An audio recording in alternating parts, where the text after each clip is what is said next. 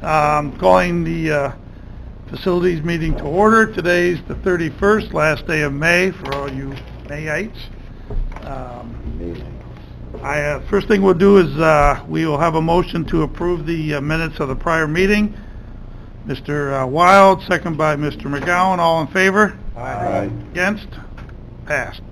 Okay, we're going to go with the Public Works, Building and Grounds Public Works first today. I know sometimes we alternate and so forth. So today that's going to be the first thing, because I know Mr. Strau has a meeting at 11, and I think he wanted to be participating in this and so forth. So I will turn it over right now to Mr. Hajos. Thank you, Mr. Chairman. The first, we don't have any action or agenda items or new business. We may after I give you some information. But under referral and pending items, number 1, I will let you know that I did attend the planning board meeting. Claudia actually stuck around with me till the end. We didn't finish probably till almost 11 o'clock at night. But I have the approval and the property is now subdivided. I have to go through the map process with the real properties for a new tax map parcel and with Pam Vogel for the clerk's office. So that's the next thing on our list. But the property has been subdivided now. Next thing on the referral and pending items is I'm going to actually turn it over to our county attorney. Thanks, Mary. Yep. So Before Mary starts, you're going to talk about that email, right? Yep. You all should have received that email about 2 days ago, 3 days ago. Mary gave us an update. As we know, we asked her to help facilitate and negotiate with Mr. Fingers. She's done a good job with that. She got some information back, which she's going to go into now, but you all should have gotten that email 2 days ago when I received it. So, thank you, Mary. So I met with Gary Finger Monday or Tuesday, I can't remember at this point. And he said that if the county gave him back one of the bays that we're using for Brian LaFleur's equipment, he would pay $6,500 a month. And if we gave him back both bays, he would pay $7,000 a month. And his rationale behind that was if he has 2 more bays, he thought he could get another business to come and recycle with him. So he was willing to increase his payments.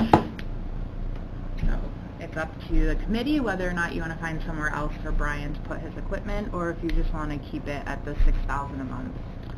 Before we have the discussion on that, and thank you, Mary, I've got to have redo the motion to approve the meeting, the minutes from our prior meeting. Mr. McGowan, unfortunately, you're not on this committee, and you did second that. So, Brad, you can excuse yourself so now, Brad. you can still sit there. You can still sit there, Mr. McGowan. We love your presence. But do I have a motion to approve the committee meetings? Mr. Wild, second by Mr. McDevitt. All in favor? Aye. Opposed? Okay. All right. Thank you. So Here for the meeting. everybody heard. Thank you, Mr. McGowan. So everybody heard what Mary said. Okay, that she's done a good job with Mr. Fingers. He's given us. He says, "Hey, there's 2 bays there. Give me 1 bay. I'll pay $6,500. Currently, his lease option is $6,000 a month. Give me 2 bays. I'll go to $7,000 a month." Now, Mr. LaFleur is not currently using only 1 bay. Okay, he's pulled out one of the vehicles because of the refrigeration unit. It can't have the dust and so forth. So he's pulled that out. So he's currently using 1 bay. Now, I don't want to speak for Mr. LaFleur. He's not here, but he's using 1 bay and 1 bay only currently. My 2 cents would be, because we had the options of going a 6-month lease, a 1-year lease, a 5-year lease. If this committee wants to go into a lease with Mr. Fingers, and that's your decision, my recommendation would be we do a 6-month lease with 1 bay, so that's $6,500, and that 6 months we see where we are with the 2nd bay, because I believe Mr. LaFleur may want to move both vehicles out of there, and I know for 40 grand we can build a pole barn. Remember, we had this discussion a few times where he wanted a $100,000, $200,000, $300,000 building. I don't think this board will approve that. I can't speak for the full board. I don't think they will, at least from what I listened to.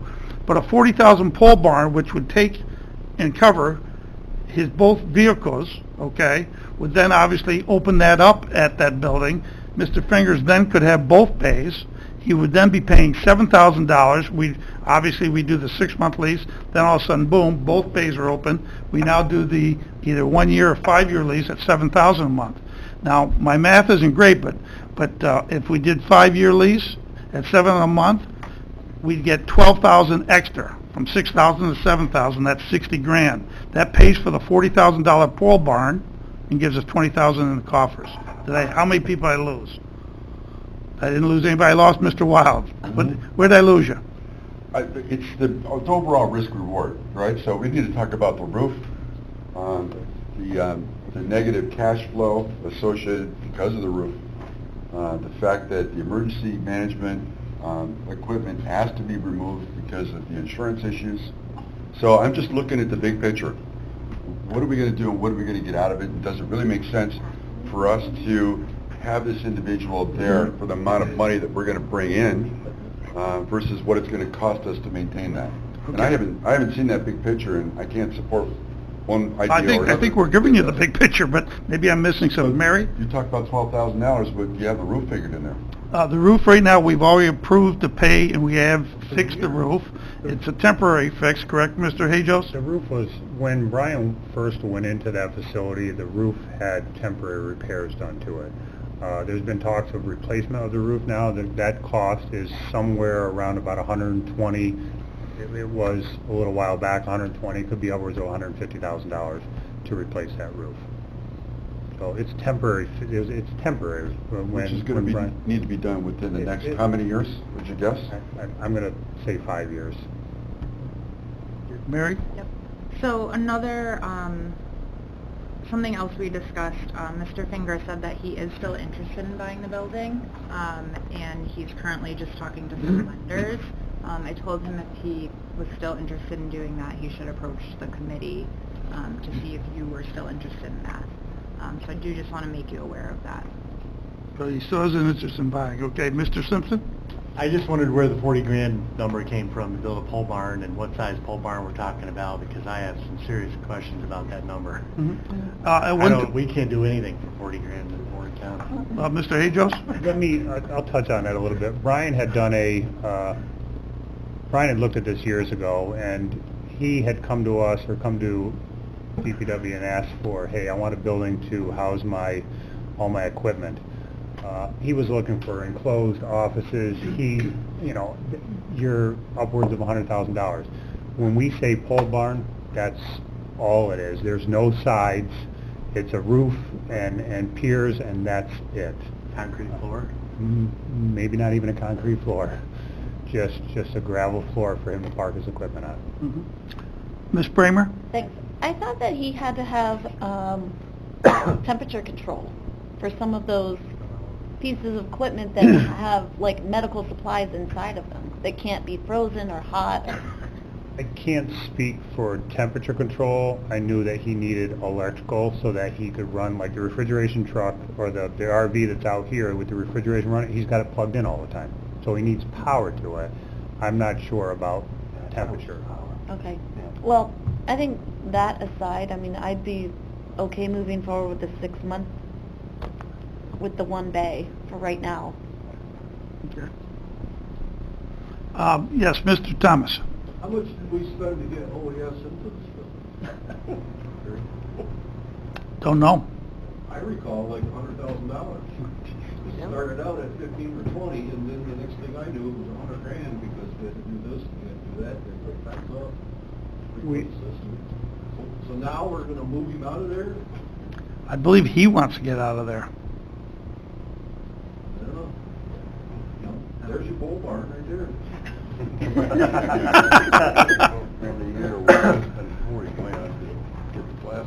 Mr. Stroud? I have to agree with Matt. Prevailing rates. I really have my doubts about getting any pole barn of any significant size get done for $40,000. Oh, I can. I don't trust that figure, and I think I'm agreeing with Matt on that. So, in my realm of what factors do I put in to make my judgment, I think he may need a bay for a while. And I don't think that another structure is going to be anything to meet his needs, is going to be anything near $40,000. Mr. Hajos? If I could, I'm more than willing to sit down with Brian. I'm more than willing to have my engineers just, again, come up with his needs. But the discussion is that, and this was with my predecessor that Brian had, was that in reality he only needed a pole barn with electricity, and that maybe someday in the future he would enclose this pole barn. And again, I'm not talking about a concrete floor. I'm talking piers and a roof and running power to it. A lot of the new prefab type of steel buildings are really not that expensive. We're talking out Mr. Strau? Yeah, so if we can get him a facility at a decent price, that's good. Because if we can get 2 bays, and we're going to be getting $84,000 a year, I mean, in 2 years you paid for the roof and more. So, and so now you got a great building. He paid for it. He paid for the roof repair, and we continue making $84,000 or more a month on it. And it just seems that's a pretty good deal. Okay, thank you. I'm going to let Mr. Whitehead chime in. I just want to say that, you know, the difference was $500 for 1 day or $1,000 a month for 2 days, if I understood it. So that would be 12 at the most, giving up all the days. That'd be 12,000, not 84,000 a year. So otherwise, you know, what Mr. Strauss said is accurate. So I was wrong by quite a bit. Thank you. Mr. Loeb, or Mr. Garrity, I'm sorry. Just curiosity, where were you going to build this? We'd have to look for a spot. What about up to the land you have up in Warrensburg, add on to your cold storage? There's a possibility that we could do it there. There's also a possibility we have the salt shed here on Gurney Lane, and the brick building next to that salt shed is basically it's deteriorating. The rubber roof that was on that brick building over here by the salt shed just came off. They actually have just flapped it back over to keep it in place and to try to keep the water out of it. So there's another possible location over there. I've been down there. How many trailers do we keep down there? I don't know. I don't want to speak for Brian and the number of pieces of equipment he has, but I know he's probably got at least 3 or 4 vehicles, and then probably 5, 6, 7, 8 trailers down there as well, including the RV. Yep. The one bay that he's still using down there is filled with equipment. Mr. McGowan?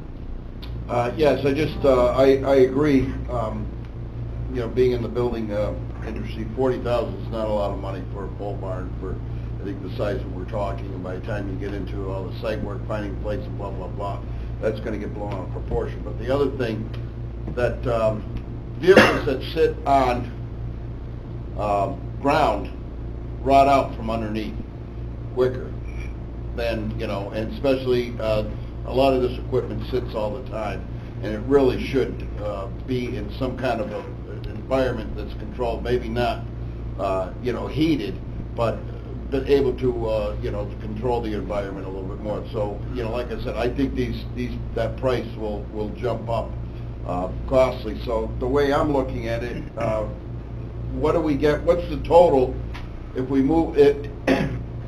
What's the total if we move? If we give everything that's John's figure of $78,000 a year between the rent we get 84. plus the extra bays, right? 84 with the extra bays.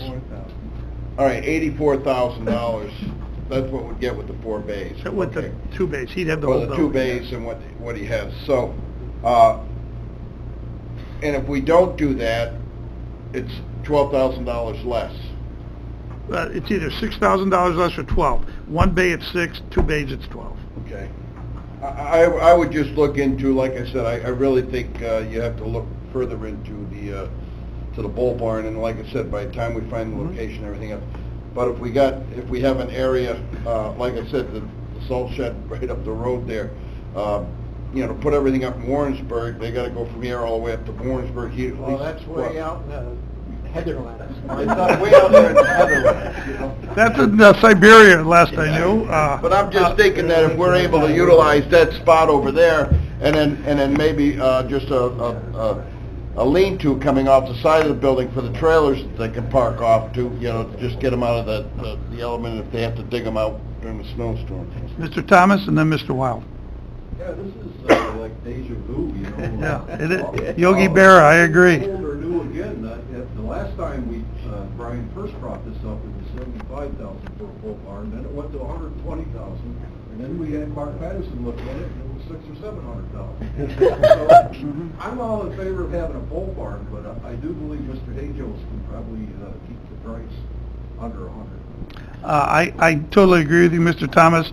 I would not be in favor of spending anything over $40,000. I have a lot of confidence in this guy on my left, Mr. Hajos, and having him control costs. And to me, as a business person, two things have come into play here. Number one is we have a client, i.e. Mr. LaFleur, who's not happy with the current location, and it doesn't fit his needs. But I'm going to let him speak to that at the next meeting. Number two, this, from a business standpoint, it's probably advantageous financially for us, because if we get the extra 12 grand a year times a 5-year lease, if this committee went that way, that's 60 grand, that's a net 20 plus.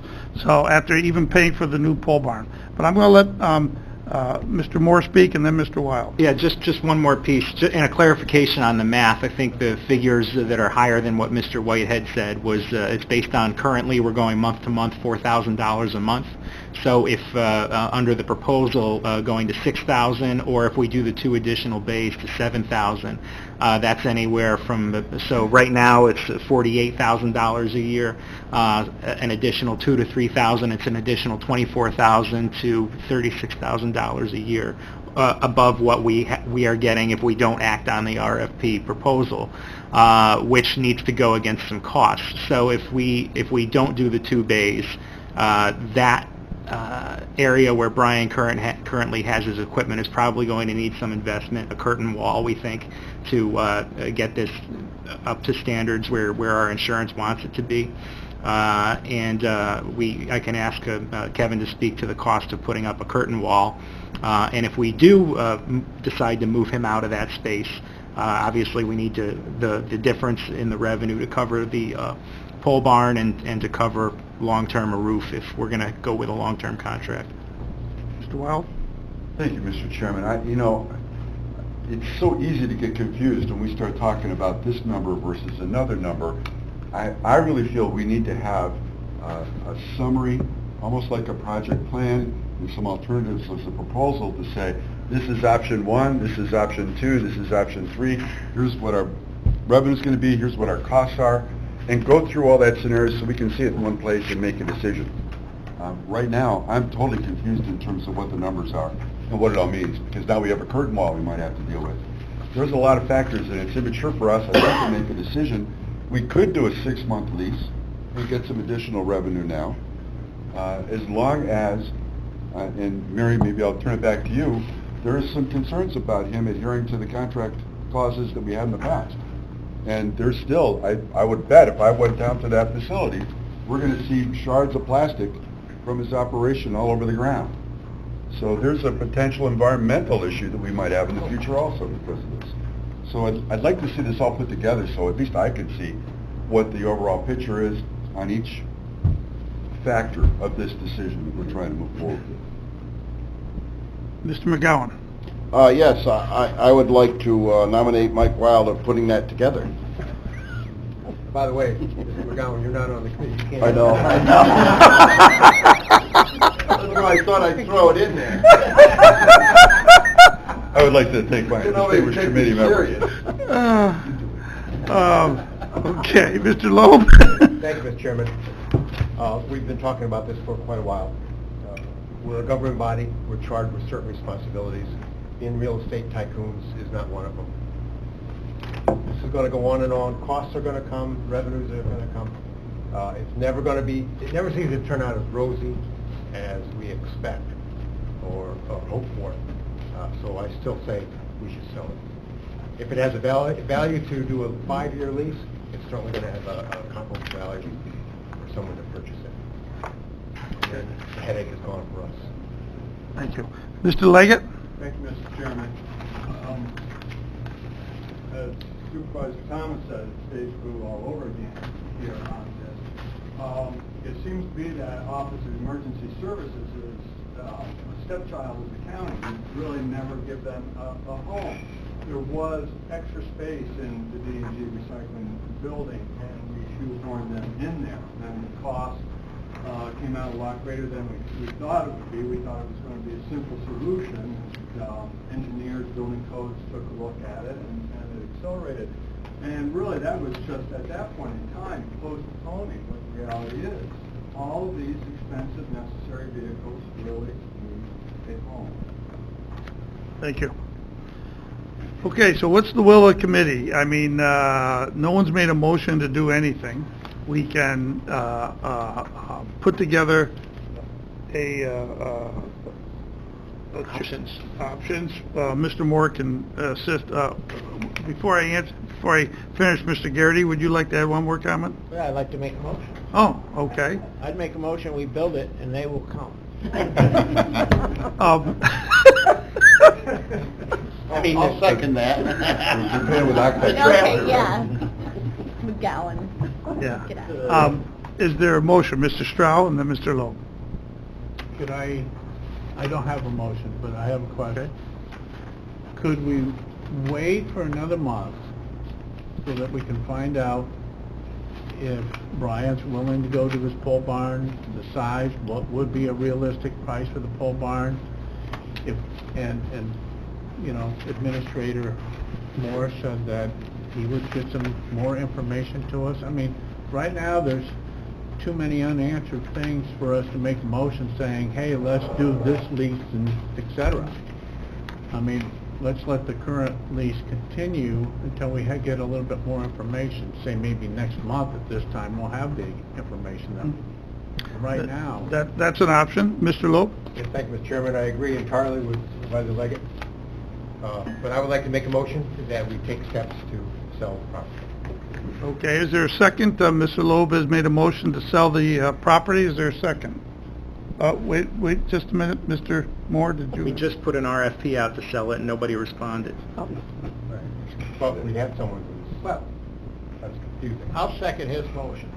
Okay, there's a second to sell the building. There is an RFP out. We haven't had any official response to that, correct, Mary? We had an official response, but their official response was to lease only. To lease only. Okay.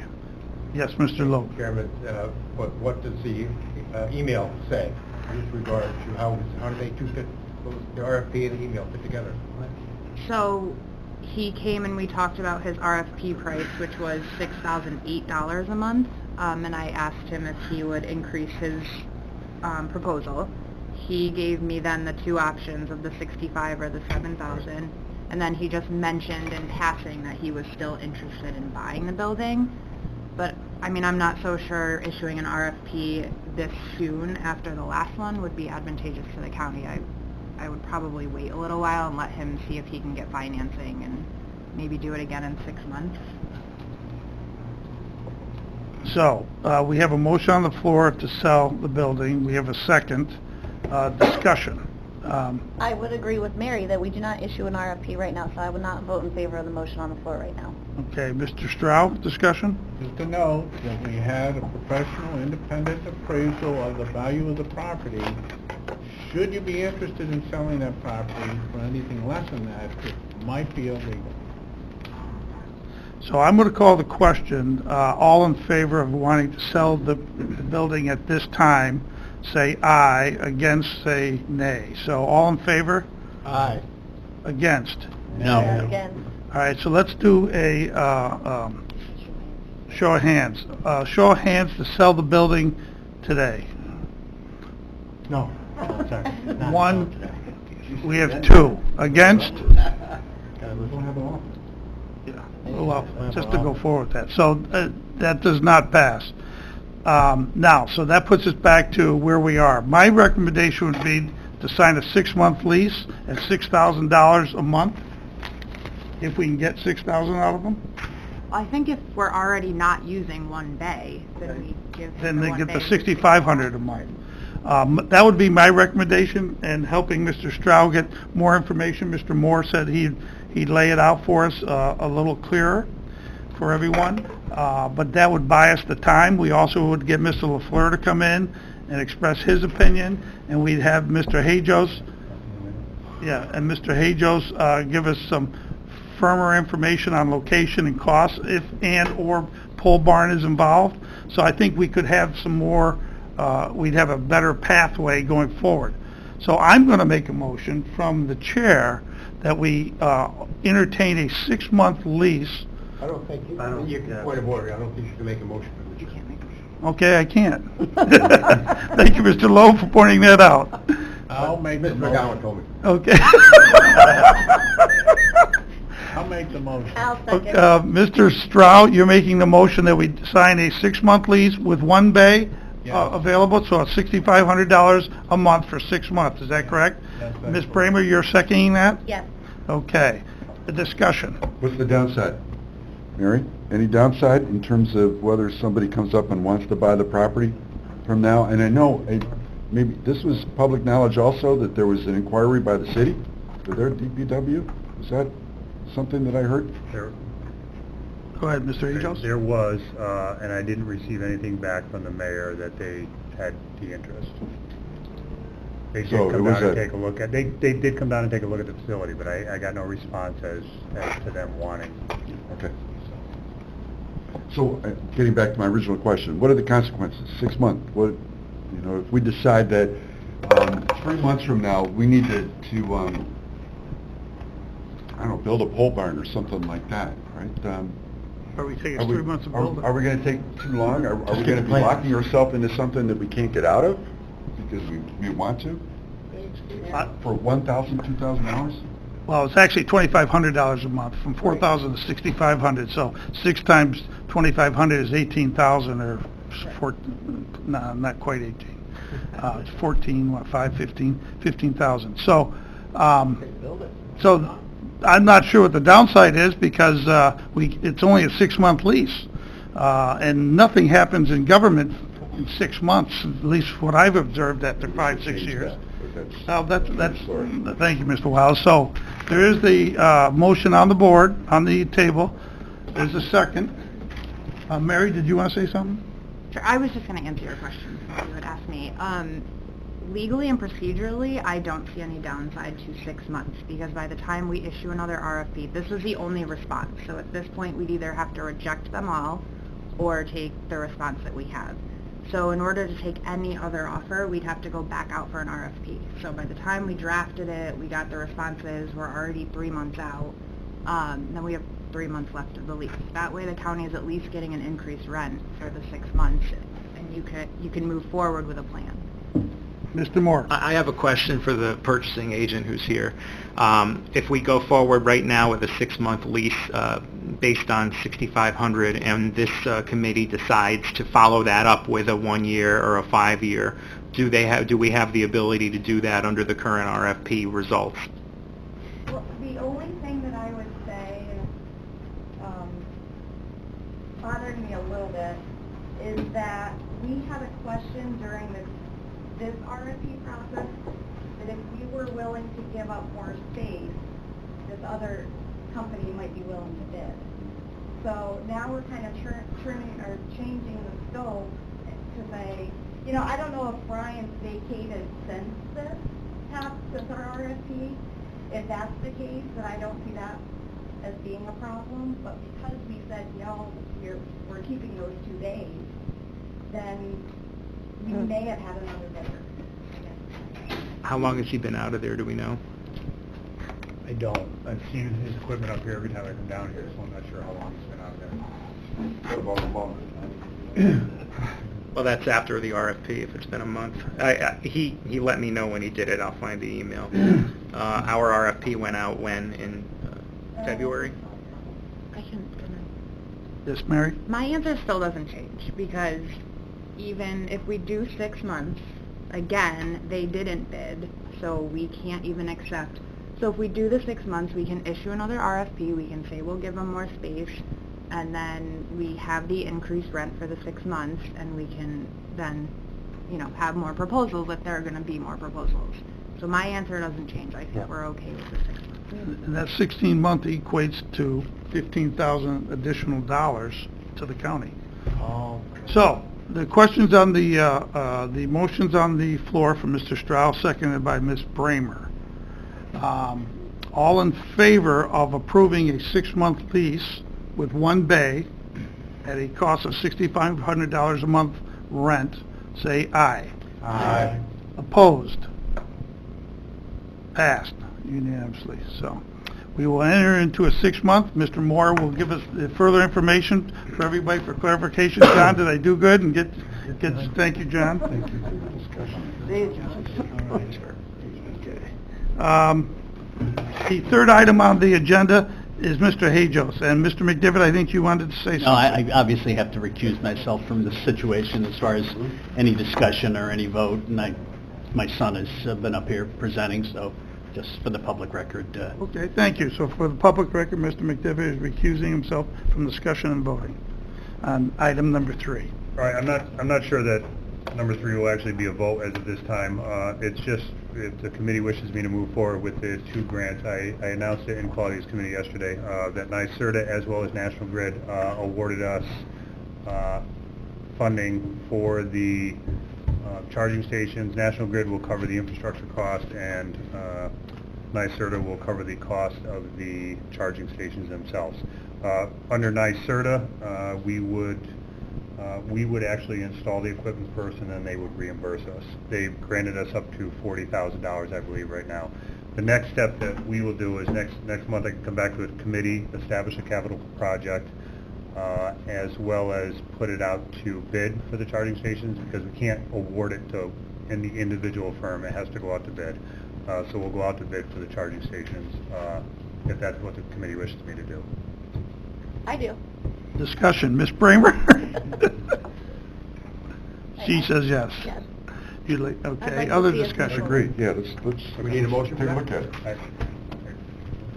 think so. What's the question? Sorry. Do we need a motion for this? For what? For me to move forward with pursuing a bid on charging stations? No. Just when we come back with the capital project, such we will. If the committee wants to instruct us to do it, we'll do it. So the committee's flavor is, let's go forward. So let's go forward, which means that Kevin's going to develop some type of project plan, basically, to say this was the scope and this is what the cost is. We're going to put together technical specifications, and then Julie's left now. I would hand it over to her to put out a bid for us. And then again, next month, with the awards that we got for both grants, I will bring it to committee next month to establish a capital project to be able to do the work. Okay, Mr. Lowe. Thank you, Chairman. Is there a definitive place yet for where these are going to be located? They are right out front of the county You center. talked about out front next to the road, but there was a lot of subsequent discussion as to the lack of effectiveness. Shoppers aren't going to park up here and walk a mile down the road. Employees, you know, I think they would rather have it closer to their operation, but that discussion was kind of just floating around. But I don't think we've hammered down the exact location yet. We actually have. We have, I'm It sorry. is out front, and couple different scenarios. I spoke with NYSERDA about this, and I actually had a conversation with Mr. Peterson about this. They have to be on a county facility. There was talk about putting them up at the shops and then us maintaining. That's not the way the grant works. It has to be on our facility. So we feel that if, you know, in the future, if we start using fleet vehicles as electric vehicles, maybe it's better out back for them, but if you also get individuals coming through, and it'll be on an app, they can look up where those electrical vehicle charging stations are, they can come up here and plug in them, that'd be better off having it out front, easier for them to see, as opposed to trying to give them some direction around the back of our facility to use these. Okay. Any other discussion on this? Privilege of the floor, Mr. Whitehead? I just clarified the beginning of the new career. I believe these charging stations do have like credit card things on them because they do. Otherwise it's not legal to give it away for free. And I'm pretty sure it does in some. I'll just touch base on it real quick. They do have them, and it's similar to the parking meter, say, the Village of Lake George has, where you come in, you put your credit card in. If I know, and I wish Brent was here, maybe he could talk about it. I know that you can also use the app and actually have your credit card on the app to use the stations as well. Okay. And do we have flexibility in the rate that we're going to charge? I'm not positive on that. We're going to follow up on that. We're not looking to make a profit, but we are looking to cover long-term expenses as well, any maintenance that we're going to have. Very good. Any others, Mr. Loeb? Operational question. Someone comes in at 7 o'clock in the morning and they plug in, and it takes 4 hours to charge, I'm not sure, and they come back 3 weeks later.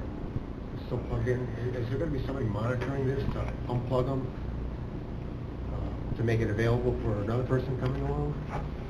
There will be, right now we have in the grant 5 charging stations, and there's 10 connections or 10 hookups, so each charging station has 2 hookups.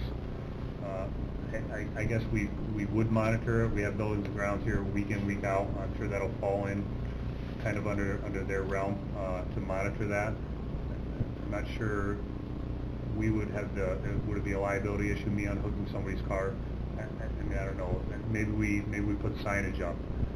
You only spend 4 hours here, 3 hours, whatever it may be. The ticket?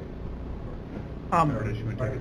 One other question I had was, and I've been doing a little research on these power stations, not that I'm any expert by any means, but there's level 1, level 2, and then there's DC charging. So will these be, and each one has to do with how long it takes you to charge and so forth. So would these units that we have out front be level 1, 2, and the DC charging?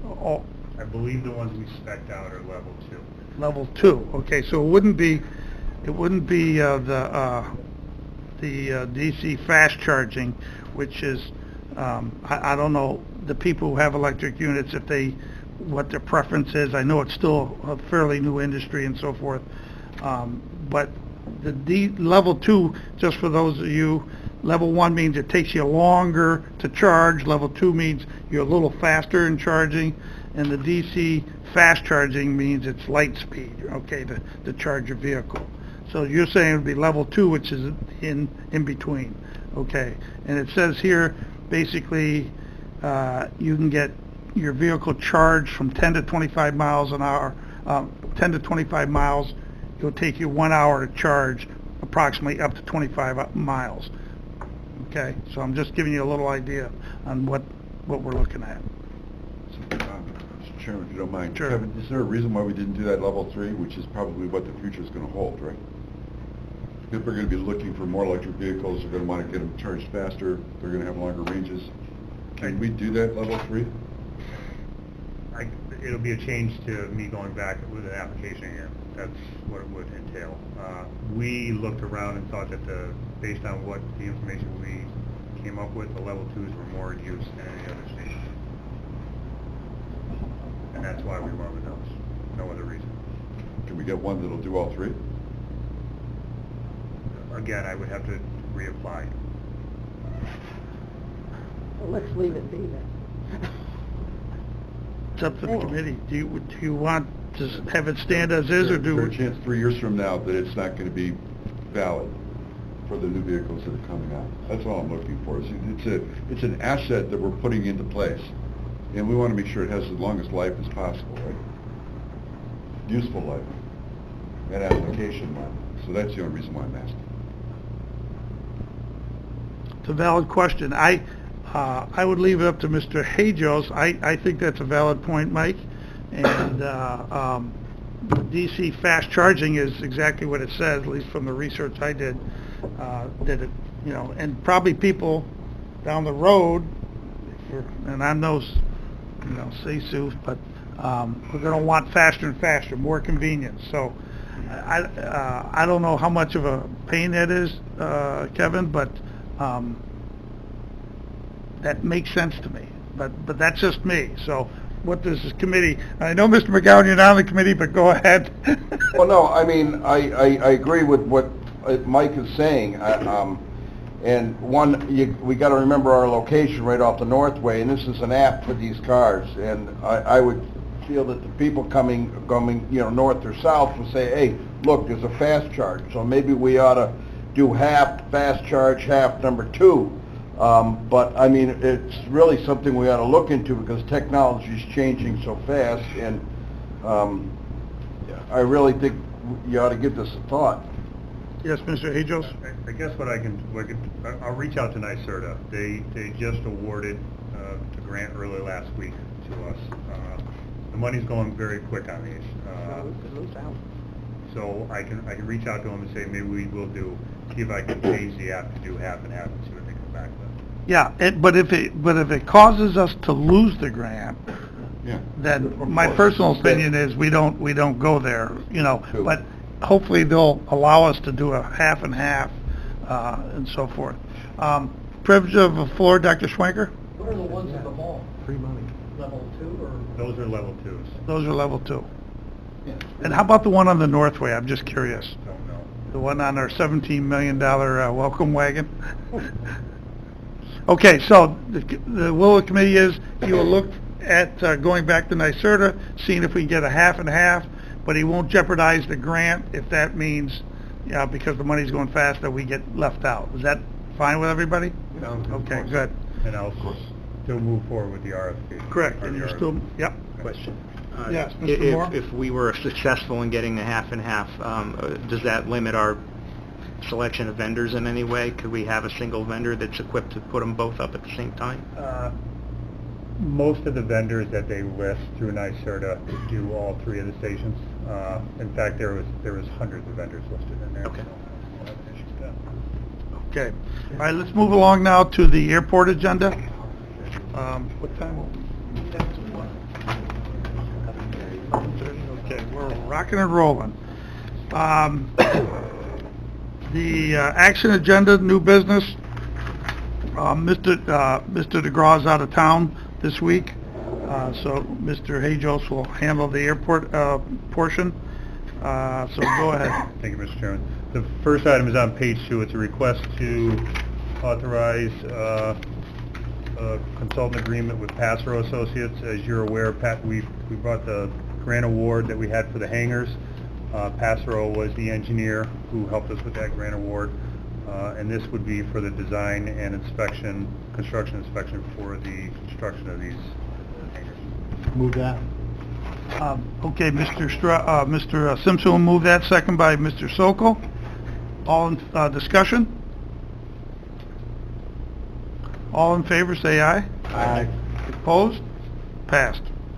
The next item is on page 7 of the agenda, and that's authorizing or establishing a capital project, and again, it's a capital project for the construction and design of the airport hangars.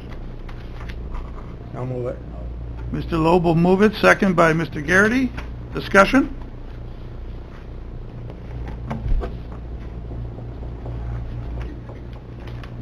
Seeing none, I'll call the question. All in favor? Aye. Opposed? Okay. What are we on? Continue, please. Under referral and pending items, there are none. And then the last item I have on here under information for discussion and review is the environmental assessment. In the back of your package on page 8, you will see the letter, and I believe the county administrator has sent it out to everyone as well. It's the letter that we received from FAA regarding the extension of the runway.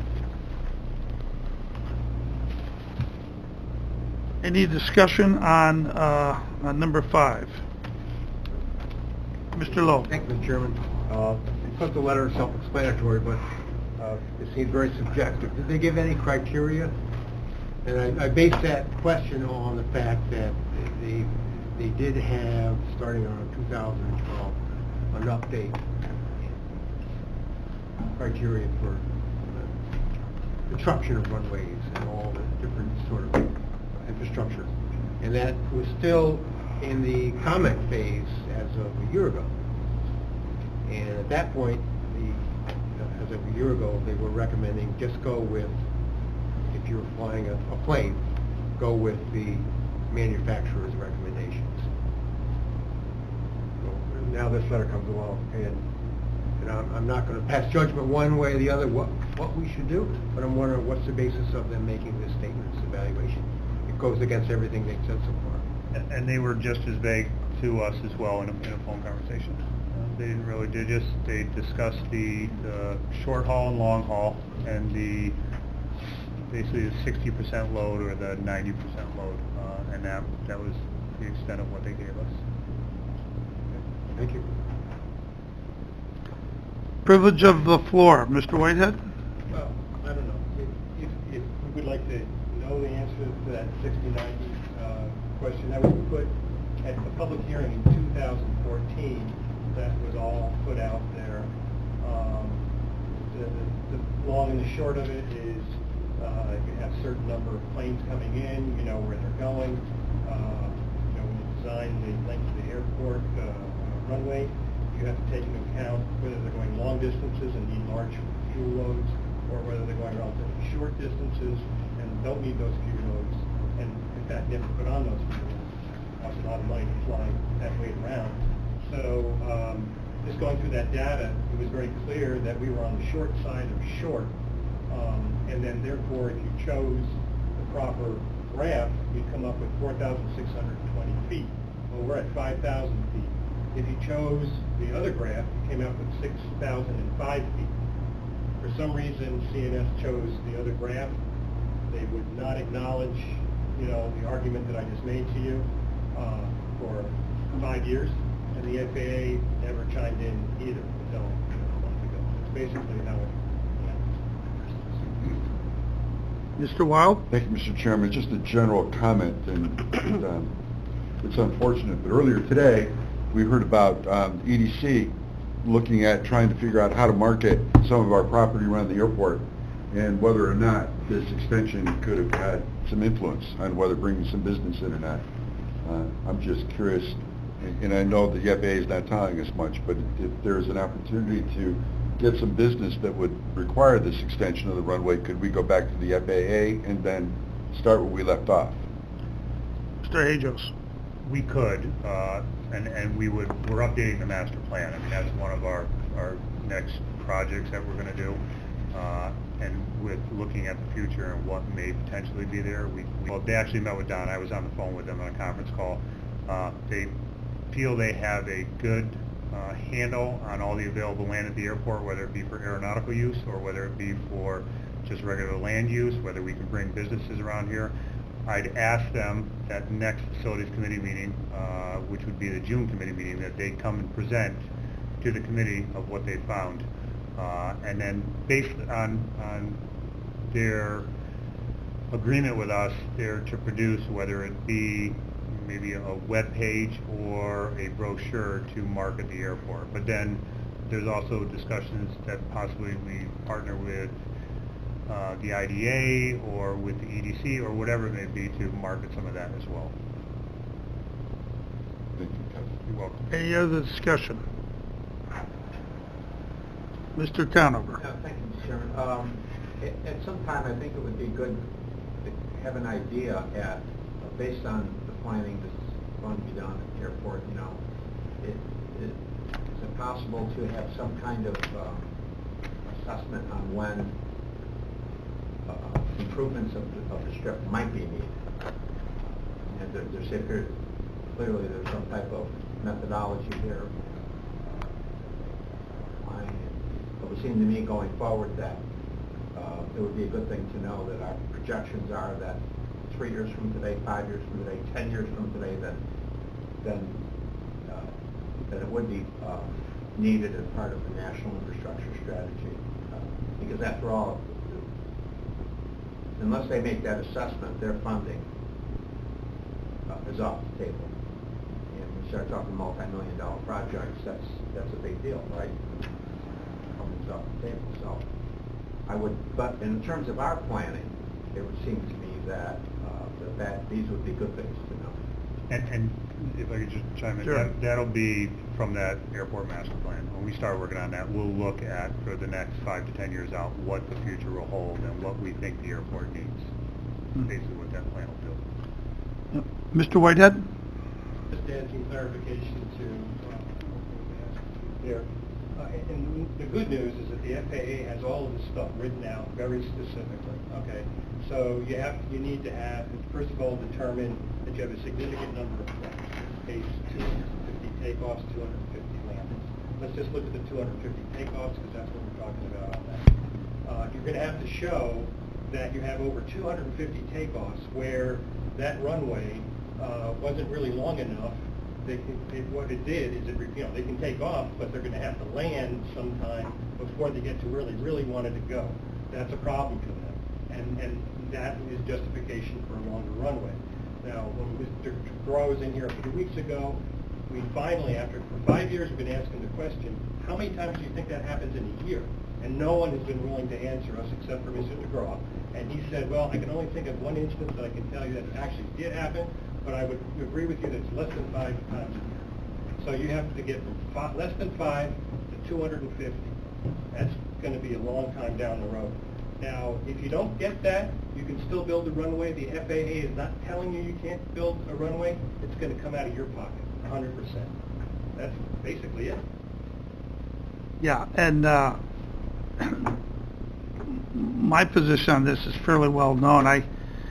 I'm against wasteful projects of any agency, of any town, of any county, of any state, of any federal government. And spending 6 years on this, I saw no data that supported economically building, extending this runway would bring in any new additional flights. In fact, just recently I had a discussion with a individual at the airport who's been there 50 years and has taken off and landed more than 8 person in the area. He told me that actually the newer jets, so this is an expert, he said actually they're going to less runway, they're needing takeoffs and landings are shorter, and that was his opinion, but he said so. That was his 2 cents. Now whether that's and he considers himself. A lot of the data that's actually out there. But Doctor, I have the floor right now. Thank you. So I'll give you your opportunity to speak in a minute. You can have that discussion with this expert if you'd like. But the wastefulness of this project was clear to me from day one, and I'm very pleased that the FAA finally looked at the actual data and confirmed that it's just not needed. And $13 million can be spent elsewhere. The Morro Fen gets saved. I'm very pleased with that. We've stopped off. Mr. Hajos was very kind enough to stop all the additional studies that were racking up money. The only thing that I'm a little disappointed in that is the Macri land and situation. I thought we jumped the gun on that and put the cart before the horse on that situation. And I know that's not even resolved as today. I think he's still appealing and so forth, but he did get a check for like $320,000 or $328,000 for that small piece of land. So anyway, in my opinion, this is put to bed. The FAA's made their decision, and it's final, and I don't see them changing. From what I've talked to FAA official, it's not changing. Dr. Schwenker, did you want to say something, please? No, it's just there is data on some of the current new jets that clearly their standard operating is longer runways, over 5,000. Okay, I'll give you the name of this individual. I understand, but people have opinions, but if you actually go and look at the statistics for some of the newer airplanes, that's not, it's limited. He considers himself an expert, but who knows? Everybody considers themselves an expert. Okay, motion to adjourn. Yes, Mr. Simpson? Also, those navigation easements that we acquire are very important in the future because that's something that, now that we have them, if there should ever be the need for an extension, it's something that we have. It's an investment in Warren County. I just wanted to put that out there. I was never against the navigation easements. I was against taking the land. Yes, Mr. Whitehead? Well, since you brought it up, we never did need the navigation easements. First of all, they're based on a 6,000-foot runway. Second of all, the town codes go ahead and limit the heights of the building already to less than what the navigation easements are. They could always get a variance, perhaps, but there's no reason why you would grant a variance under those circumstances either. So, you know, if you do look at the map, and it was a very difficult thing for me to get a copy of this map years ago. When I finally got a copy of that map, it clearly showed that they were basing all their calculations on 6,000 foot roadway, not our existing roadway. And they were also showing what are called part something or other. Penetrations, which planes coming in at an angle, you know, like this. These penetrations, you know, are like that, and it was based on much more conservative. Mr. Wild? Mr. Chairman, thank you. It appears to me as though this issue has been resolved, and I'd like to make a motion to adjourn. I like that. Do we have a second? Ms. Frazier? No. All in favor of adjourning? Aye. Opposed? Have a great afternoon.